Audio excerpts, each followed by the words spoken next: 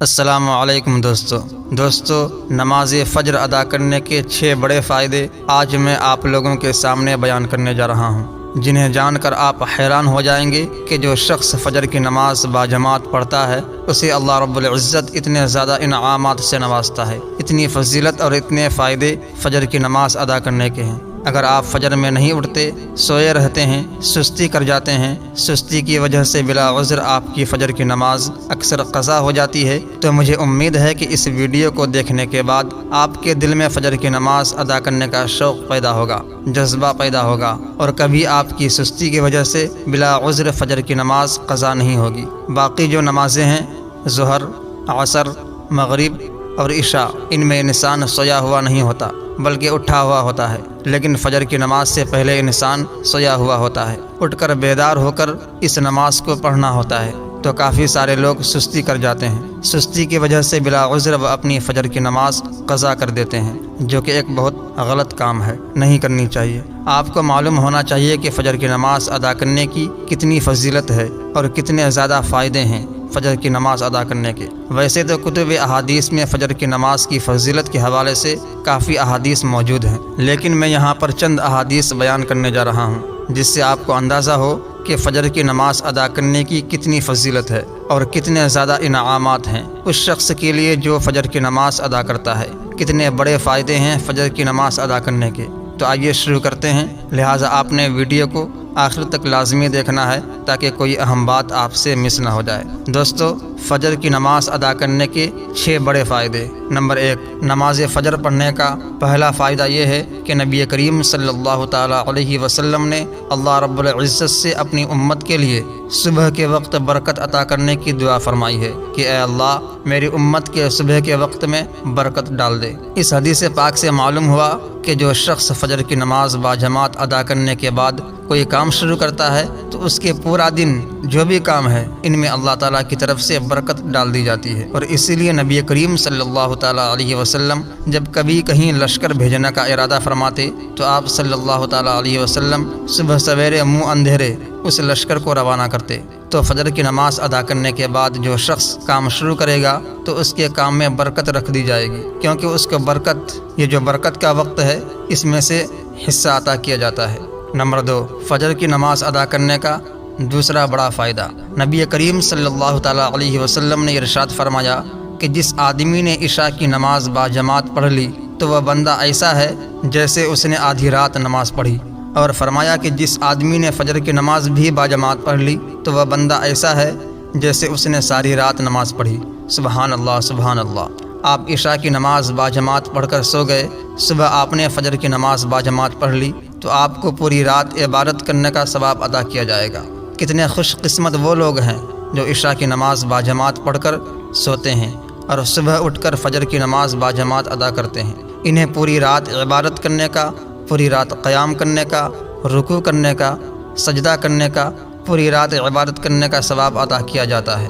Number 3، نماز فجر ادا کرنے کا تیسرا بڑا فائدہ یہ ہے کہ نبی کریم صلی اللہ تعالیٰ علیہ وسلم نے ارشاد فرمایا کہ تمہارے پاس دن اور رات کے فرشتے آتے ہیں، اور یہ فرشتے فجر اور عصر کی نماز میں جمع ہوتے ہیں۔ جب یہ فرشتے اوپر جاتے ہیں، اللہ تعالیٰ کی بارگاہ میں پہنچتے ہیں تو اللہ رب العالمین سب جانتا ہے، لیکن اللہ تعالیٰ فرشتوں سے پوچھتا ہے کہ اے فرشتوں، یہ بتاؤ کہ تم نے میرے بندے کو کس حال میں چھوڑا؟ اب فرشتے عرض کرتے ہیں یا رب العالمین، ہم نے تیرے بندے کو اس حال میں چھوڑا کہ وہ تیری عبادت کر رہا تھا، قیام کر رہا تھا، رکوع کر رہا تھا، سجدہ ریزیاں کر رہا تھا۔ کتنی بلند شان ہے اس شخص کی کہ جس کا ذکر فرشتے اس حال میں کر رہے ہیں کہ اے اللہ، تیرا فلاں بندہ جب ہم اسے چھوڑ کر آئے تو وہ نماز ادا کر رہا تھا، نماز پڑھ رہا تھا، جب گئے تو اس وقت بھی نماز، اور جب واپس آئے عصر کے وقت تو اس وقت بھی وہ نماز ادا کر رہا تھا۔ کتنا بلند مقام ہوگا اس شخص کا اللہ تعالیٰ کی بارگاہ میں جو فجر کی نماز باجماعت پابندی کے ساتھ ادا کرتا ہے۔ نمبر 4، فجر کی نماز ادا کرنے کا چوتھا بڑا فائدہ یہ ہے کہ نبی کریم صلی اللہ تعالیٰ علیہ وسلم نے ارشاد فرمایا کہ فجر کی 2 سنت رکعتیں دنیا اور دنیا میں جو کچھ بھی ہے اس تمام سے بہتر ہے، یعنی دنیا اور دنیا میں جو کچھ بھی ہے ان تمام سے بہتر فجر کی 2 رکعت سنت جو فجر کے فرض ادا کرنے سے پہلے پڑھی جاتی ہے، اور ام المؤمنین حضرت عائشہ صدیقہ رضی اللہ تعالی عنہا ارشاد فرماتی ہیں کہ نبی کریم صلی اللہ تعالی علیہ وسلم نے ارشاد فرمایا کہ پوری دنیا اور جو کچھ اس دنیا میں موجود ہے ان تمام سے بہتر ہے کہ میں فجر کی 2 رکعت سنت ادا کر لوں۔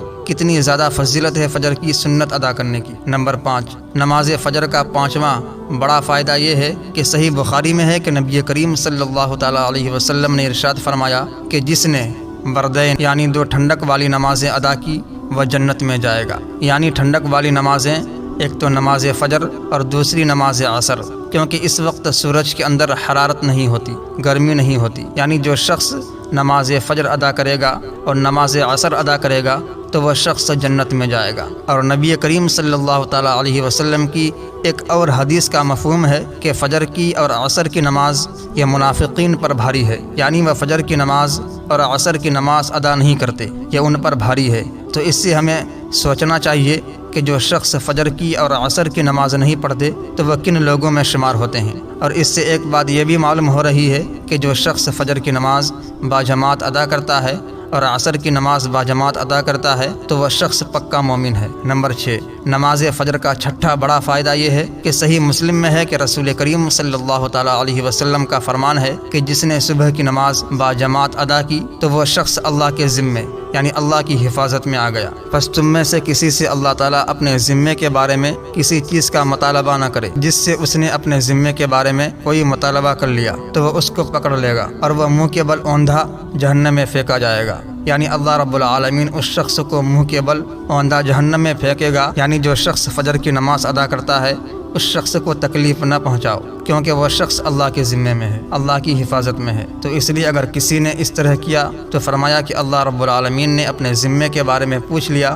تو اگر وہ شخص پکڑا گیا تو اللہ رب العالمین اس شخص کو منہ کے بل اوندھا جہنم میں پھینکے گا۔ اس حوالے سے ایک واقعہ بھی ملتا ہے کتب احادیث میں کہ سالم بن عبداللہ بن عمر یعنی حضرت عمر رضی اللہ تعالی عنہ کے پوتے سالم یہ حجاج کے پاس بیٹھے تھے۔ آپ جانتے ہیں کہ حجاج بہت بڑا ظالم بادشاہ تھا، تو حجاج نے سالم کو حکم دیا کہ فلاں شخص کی گردن مار دو۔ تو سالم اٹھے، تلوار اٹھائی اور اس شخص کا ہاتھ پکڑا اور محل کے دروازے پر لے گئے، اور وہاں پر جا کر پہلے اس شخص سے پوچھا کہ کیا تم نے فجر کی نماز باجماعت ادا کی ہے؟ تو اس شخص نے کہا ہاں میں نے فجر کی نماز پڑھی ہے۔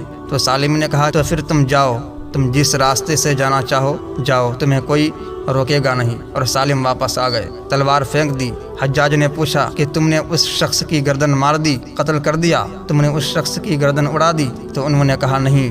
حجاج نے پوچھا کیوں نہیں قتل کیا؟ تو انہوں نے فرمایا کہ میں نے اپنے والد سے سنا ہے کہ رسول کریم صلی اللہ تعالی علیہ وسلم نے ارشاد فرمایا کہ جو شخص فجر کی نماز ادا کرتا ہے باجماعت تو وہ شخص اللہ کے ذمے یعنی اللہ کی حفاظت میں ہے۔ تو اس سے یہ معلوم ہو رہا ہے کہ جو شخص فجر کی نماز باجماعت ادا کرتا ہے اس سے بڑے بڑے حادثات ٹل جاتے ہیں۔ تو فجر کی نماز ادا کرنے سے مشکلیں ٹل جاتی ہیں، تمام تکلیفیں دور ہو جاتی ہیں، اللہ کی حفاظت میں بندہ پہنچ جاتا ہے۔ اللہ رب العزت ہم سب کو 5 وقت کی نماز باجماعت ادا کرنے کی توفیق عطا فرمائے۔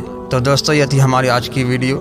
ہم امید کرتے ہیں کہ آپ کو ہماری آج کی یہ ویڈیو ضرور پسند آئی ہوگی۔ اگر آپ کو ہماری آج کی یہ ویڈیو پسند آئی ہے تو ہم آپ سے گزارش کرتے ہیں کہ آپ ہمارے چینل کو ضرور سبسکرائب کر لیں اور ساتھ ہی لگے بیل کے بٹن کو بھی پریس کر لیں تاکہ آپ کے پاس فیوچر میں ہماری اپلوڈ ہونے والی مزید معلوماتی اور اسلامک ویڈیوز کا نوٹیفیکیشن بر وقت ملتا رہے۔ سبسکرائب کے ساتھ ساتھ ہماری ویڈیوز کو لائک بھی کریں اور اپنی قیمتی رائے کا اظہار کمنٹ میں ضرور کریں۔ کمنٹس میں آپ اپنے سوالات بھی ہم تک پہنچا سکتے ہیں۔ اب ہم آپ سے اجازت چاہتے ہیں۔ اللہ پاک کی بارگاہ میں دعا ہے کہ اللہ پاک آپ کو اپنے حفظ امان میں رکھے، آمین۔